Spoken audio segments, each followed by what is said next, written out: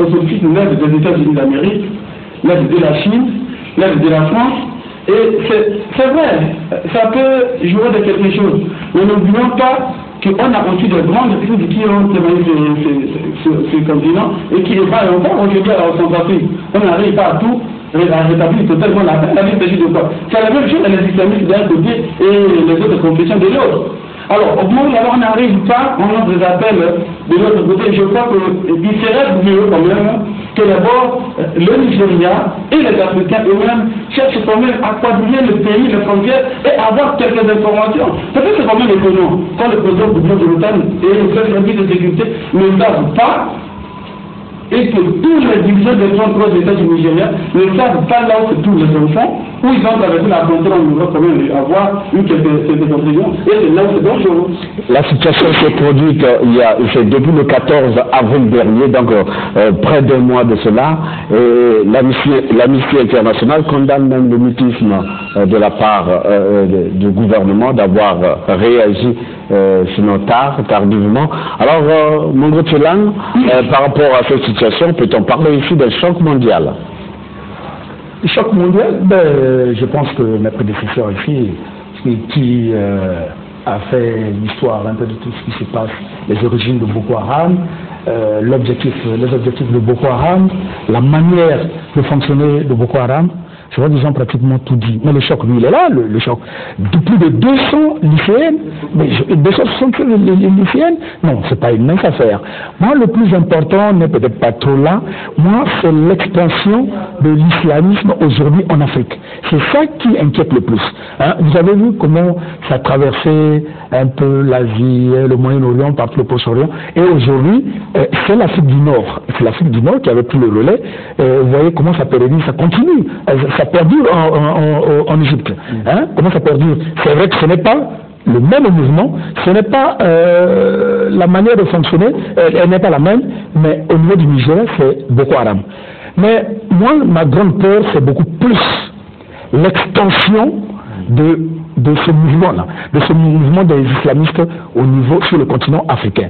Voyez-vous, les amis qui ont dit ici, le Nigeria a une porte au Cameroun, à une porte au Niger, à une porte. Donc, comment ne pas s'étonner? Comment ce ne soit pas un choc mondial quand on prend plus de 200 enfants qui disparaissent de la nature comme ça, comme un Boeing à la mer? Non, ce n'est pas possible, c'est à peine croyable. Donc, les 33 États fédéraux du Nigeria, aucun État ne connaît la moindre trace. Nous sommes partis ces enfants. Et aujourd'hui, c'est contre toute attente. Je demandais de poser la question tout à l'heure de comment le président Obasanjo. Et aujourd'hui, ils sont tous du Sud, mais c'est une faiblesse en réalité de tous ceux qui prennent le pouvoir du Sud du Nigeria face à la puissance du Nord. Parce que, pourquoi c'est une puissance? Non pas seulement parce qu'ils sont riches, mais plutôt la politique qu'ils veulent imprimer au Nigeria est plus efficace sur le plan au moins de la gestion des ressources humaines. Aujourd'hui, ils sont en train de le démontrer. Ils ont occupé pratiquement un grand espace au niveau du Nigeria où ils sont en train d'imposer la loi. Pour combien de personnes? Le Nigeria, je crois, l'État le plus peuplé d'Afrique. Oui. N'est-ce pas? Bon, mais comment pouvez-vous croire 20 millions d'habitants. 20 millions d'habitants pour une entité de moins de 5000 personnes, je crois, si je ne me trompe pas, de Boko Haram, qui sont en train de créer vraiment 3000, voilà. 3000 qui manipulent tout un peuple comme ça là. Alors, le grand souci, je disais, c'est cette extension-là. Aujourd'hui, c'est le Cameroun. Il y a eu des enlèvements, je crois, au Cameroun. Hein? À un moment donné, Boko Haram a opéré des enlèvements là-bas. Et vous voyez ce qui se passe déjà à côté de nous, à Bangui. À Bangui, là où ça se passe en Centrafrique, on parle déjà de la présence des islamistes.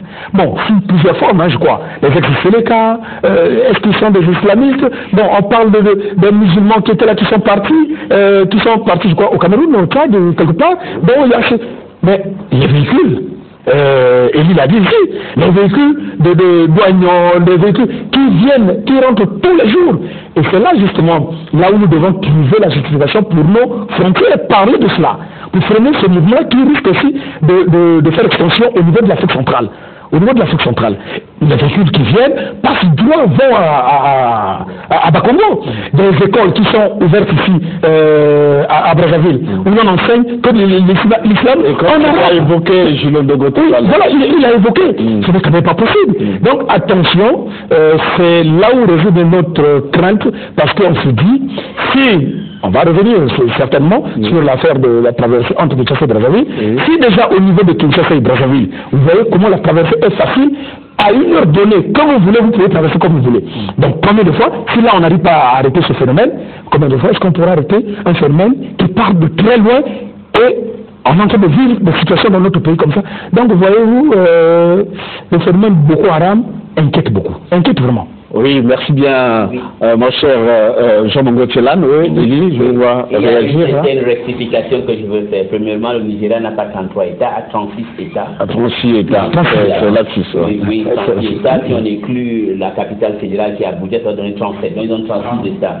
Et puis, une autre chose, la constitution nigériane dit en aucun cas qu'il y a alternance entre le nord et le sud. C'est deux grands partis qui ont institué ça. Un seul, le PDP qui est au pouvoir, qui est venu au pouvoir en 99. C'est eux qui ont dit qu'à un moment, si un président vient du sud, le prochain mandat, s'il fait 2 mandats, parce que là-bas, les présidents doivent faire seulement 2 mandats. Pas plus, non. Au passage, on va modifier en disant que bon, j'ai fait des réformes, j'ai construit ceci, j'ai fait cela. Bon, on ne peut pas comme dans un pays de 170 millions d'habitants, un individu pas dit que 100 mois c'est le chaos.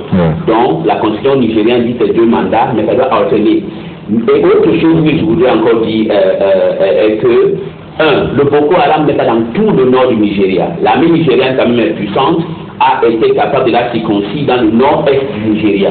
Le problème qui se passe, c'est que c'est les gens, là où je partage la vie, c'est les nordistes du Nigeria, parce que c'est la collaboration des Britanniques, qui ont toujours cru que les nordistes, quand ils sont arrivés, étaient mieux organisés, ils étaient plus dans l'armée, et le chaos a commencé en 1966, quand il y a eu le premier coup d'État par un certain général Ironsi, et qu'il a gouverné pendant 6 mois, et il y a eu un contre-coup d'État qui a eu lieu, mené par Yakubu Gowon. Mais le paradoxe, c'est que Yakubu Gowon n'est pas musulman, il est chrétien, il est du nord. Parce qu'on ne peut pas toujours croire que tout le monde qui est au nord est musulman.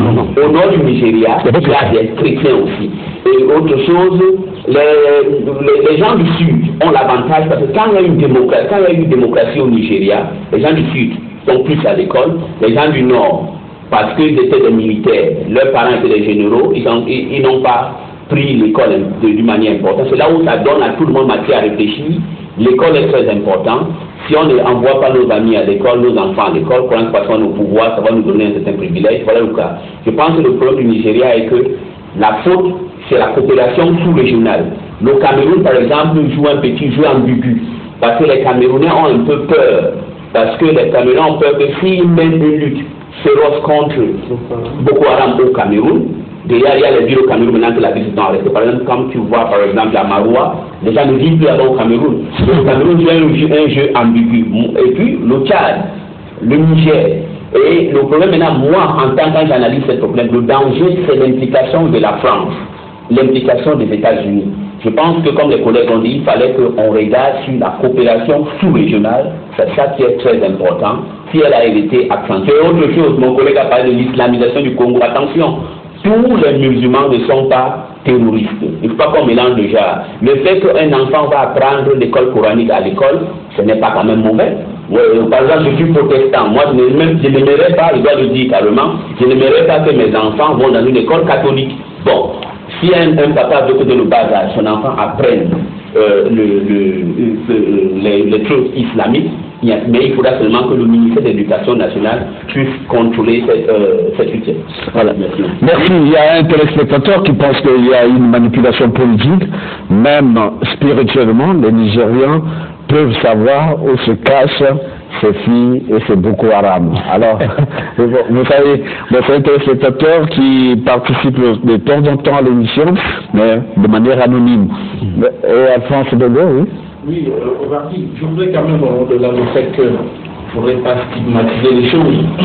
Il y a, je crois, des commerçants camerounais qui nous ravitaillent un certain produit ouvrier ici. On ne faudra pas tout de suite penser que dans ces camions, on peut y retrouver des armes, des bombes. Non, je crois qu'il va falloir seulement qu'on ait des forces de sécurité qui sont sur le qui-vive et qu'on commence maintenant à penser à envoyer des gens en formation pour s'accommoder des problèmes liés au terrorisme, et ainsi de suite, parce que si on n'a pas des policiers formés en ce sens, il se pourrait que qu'ils se retrouvent en difficulté pour détecter qui est vraiment islamiste et qui est musulman, parce qu'il y a un distinction entre un islamiste fondamentaliste et un musulman tout court. Dans ça, il faut maintenant que nous devons mettre le dossier au profit de notre police pour que les gens aillent en formation, se former dans les grands pays comme aux États-Unis où la police est beaucoup plus en phase avec ce problème du terrorisme. Maintenant, cela étant dit, moi, je dis personnellement que si l'armée nigériane, qui a autant de moyens, autant d'hommes, n'a plus rien faire, je crois qu'il était, à mon avis, du devoir de Goodluck Jonathan de prendre son courage à deux mains pour demander aux États-Unis de voler à notre secours. Parce que le problème du terrorisme n'est pas circoncis aujourd'hui, n'est pas un problème qu'on devrait régler sur le plan tout à fait purement national. C'est un problème international. C'est pas une lutte que le Nigeria seul peut mener. D'ailleurs, regardez ces enfants qui sont détenus par des fondamentalistes depuis plusieurs jours. Il a fallu que ce soit pratiquement Barack Obama et son épouse, Michelle Obama, qui montent au créneau pour dénoncer cet état de choses. Où sont les présidents africains? Vous n'avez vu personne jusqu'à ni l'Union africaine. Personne. En fait, c'est quoi? Les gens se disent, bon, ça se passe au Nigeria. Mais moi, quand je regarde, je dis, il n'y a pas que le Nigeria. Si ces gens sont à Bangui ou c'est par l'est de Bangui, où ils s'entendent avec des ex-Séléka, c'est dangereux pour notre pays.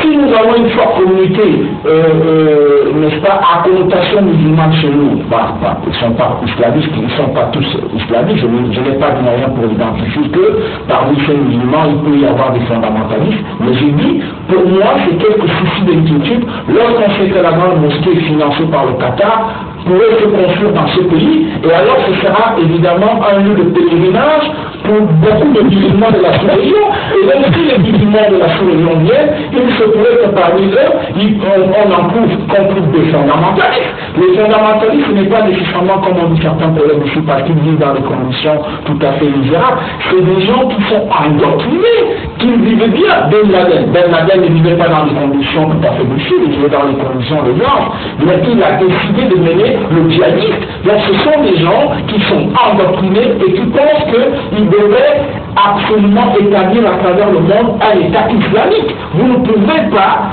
dissocier cela de la tête des gens qui sont tout à fait animés des doctrines tout à fait déviantes. Il appartient à une force de sécurité, et comme a dit Gilles, je dois te remercier, nos autorités, celles qui donnent des autorisations pour créer des écoles chez nous, on ne leur demande pas d'interdire qu'on crée une école confessionnelle à connotation musulmane, mais c'est seulement qu'il va falloir qu'on connaisse le contenu des programmes. Est-ce qu'il y a des prêcheurs à la mosquée qui viennent là faire certains cours? Moi, je vais vous donner un cas de figure. Moi, j'étais étonné de constater que dans notre pays, les forces de sécurité ne savent pas qu'il y a des gens qui quittent le Mali pour venir pratiquer l'excision à certaines petites filles qui naissent ici. Je le dis en tant que journaliste, j'ai moi-même assisté à cela, chez des gens ici à Cotocoto. C'est quelqu'un qui vient faire l'excision et il ne repart. Est-ce que les autorités le savent? Elles ne le savent pas. Donc, c'est autant dire qu'un fondamentaliste peut évidemment entrer chez nous avec une grosse barbe, vendant à la boutique pendant des années, créant des conditions tout à fait d'endoctrinement, et que demain, évidemment, vu que les États-Unis, la France, tous ces gens vont maintenant entrer au Nigeria pour lutter contre le Boko Haram, ils vont dire, mais écoutez, si on ne peut pas avoir un terrain fertile ici au Nigeria parce qu'on est combattu, mais il y a un pays, le Congo-Brazzaville, qui a d'énormes intérêts économiques, et là-bas, il paraîtrait qu'il y a beaucoup d'expatriés. Il n'est pas impossible que ces gens viennent ici, mais ils reculent sur rien. Hein. Ce sont des gens endoctrinés. Quand ils le font, ils disent Allah repart, c'est-à-dire que je vais au ciel.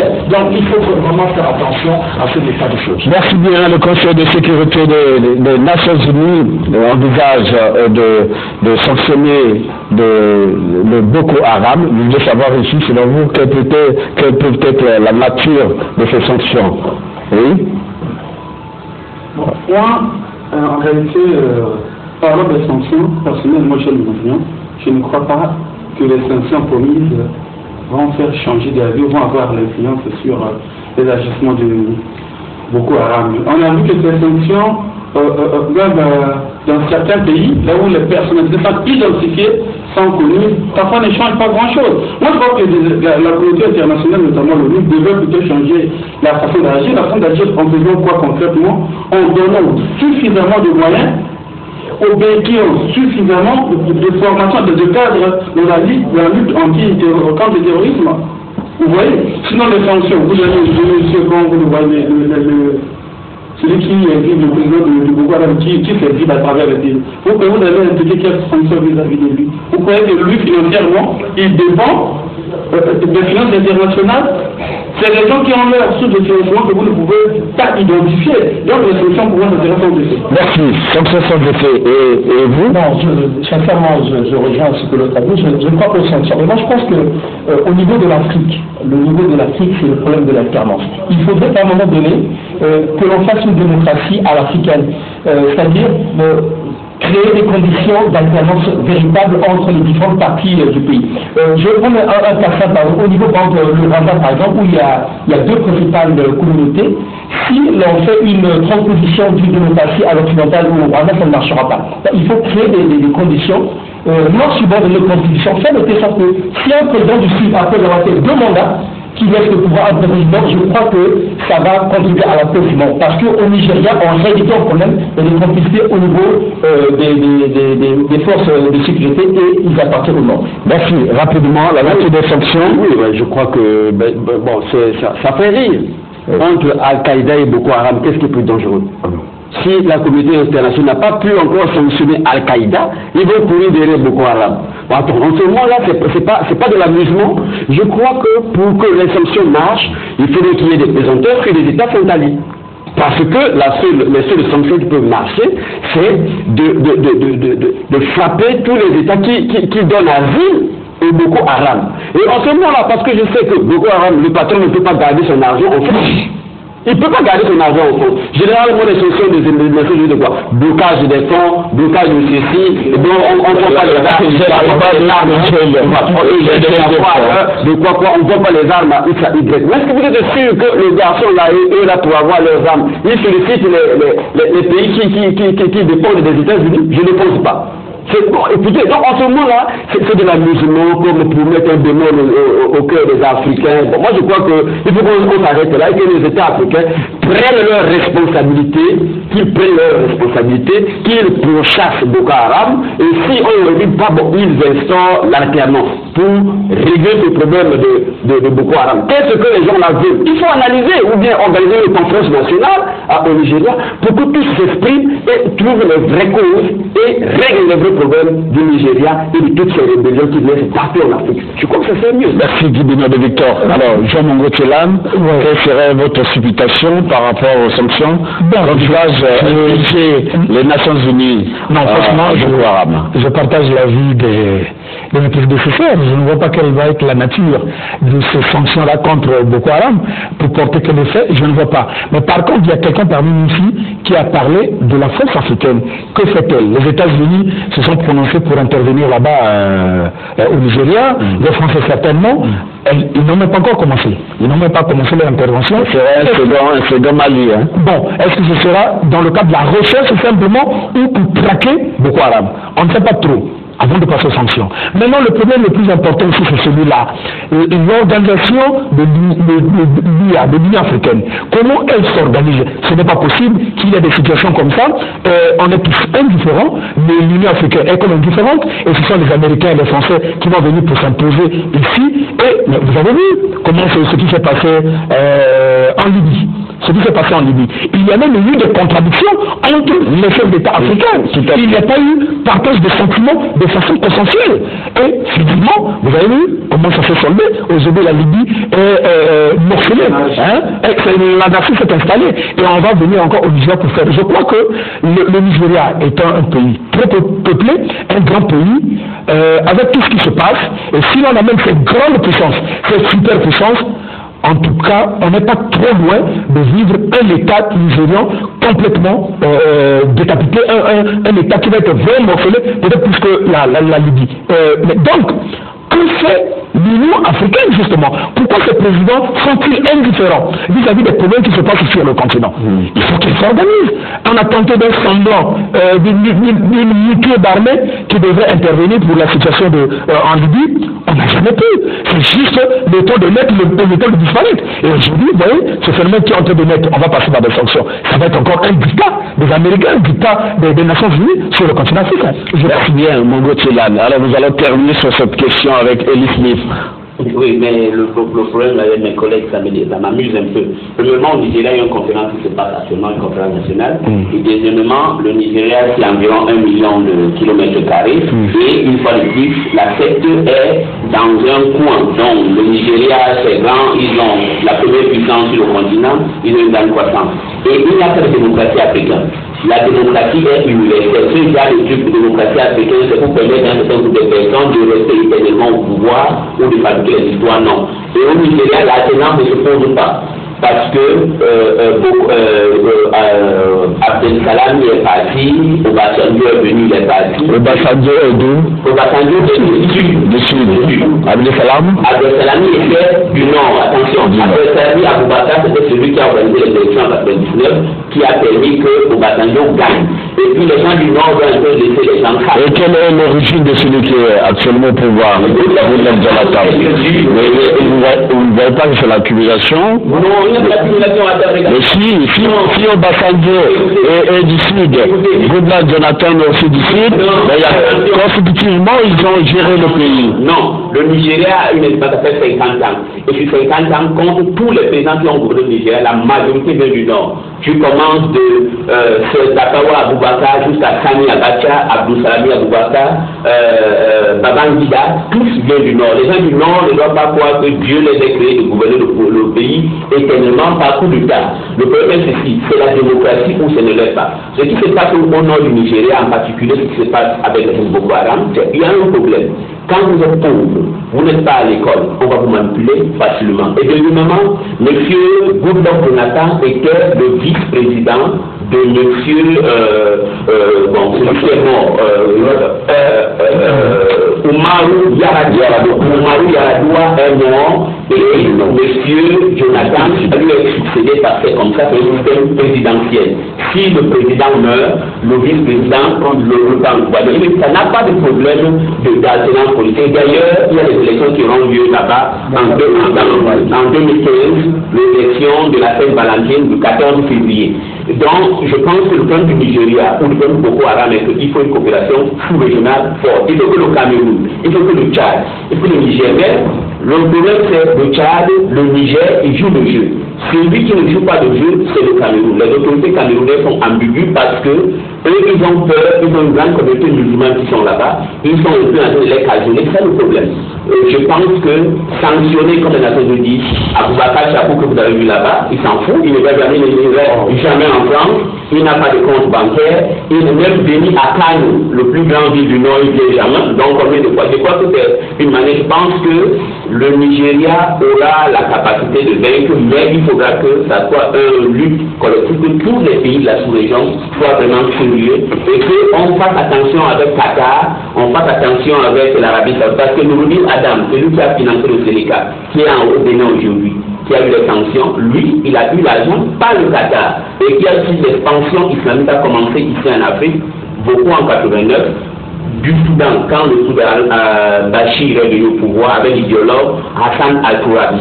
Je pense que c'est un problème qu'on doit discuter longuement et regarder. Je ne crois pas qu'on doit le prendre d'une manière légère et puis il faut qu'on fasse un exemple. Moi, je voudrais qu'on sache que il ne faudra pas qu'on commence à suspecter tout le monde qui est barbu.